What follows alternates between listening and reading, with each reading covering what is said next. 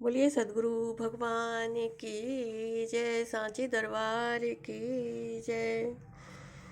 भगवान अध्याय 2 के 64वें श्लोक में कहते हैं कि स्वाधीन अंतःकरण वाला पुरुष राग द्वेष से रहित अपने वश में की हुई इंद्रियों द्वारा विषयों को भोगता हुआ अंतःकरण की प्रसन्नता अर्थात स्वच्छता को प्राप्त होता है और उस निर्मलता के होने पर इसके संपूर्ण दुखों का अभाव हो जाता है और उस प्रसन्न चित्त वाले पुरुष की बुद्धि शीघ्र ही अच्छी प्रकार स्थिर हो जाती है।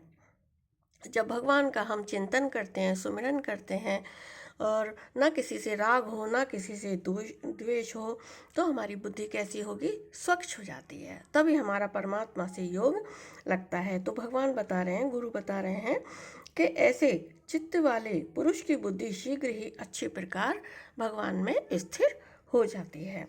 और हे अर्जुन, आगे के श्लोक में कहते हैं कि हे अर्जुन, साधना रहित पुरुष के अंतःकरण में श्रेष्ठ बुद्धि नहीं होती है। मतलब जो साधन नहीं करता है, यानी बिन सत्संग विवेक ना हुई, और ये भी राम कृपा बिन सुलभ ना हुई। तो इस तरह से तो कह रहे हैं कि साधन रहित यानी जो सत्संग नहीं करते उनके लिए है साधन। सत्संग क्या है? हमारा एक साधन है। तो इस तरह से साधन रहित पुरुष के अंतःकरण में श्रेष्ठ बुद्धि नहीं होती और उस अयुक्त के अंतःकरण में आस्तिक भाव भी नहीं होता है। आस्तिक मतलब भगवान को मानने वाला भाव, भगवान से प्रेम का भाव भी नहीं होता है। और बिना आस्तिक भाव वाले पुरुष को शांति भी नहीं मिलती। फिर शांति रहित पुरुष को सुख कैसे मिल सकता है? सुख तो उसी को मिलेगा ना जो भगवान के शरण में आ गया है, गुरु की शरण में आ गया है।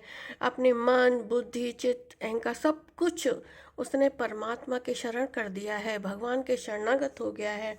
तो ऐसे पुरुष को ही सुख शांति की प्राप्ति होती है, अन्यथा तो मन संसार में भटकता ही रहता है। हरिओम।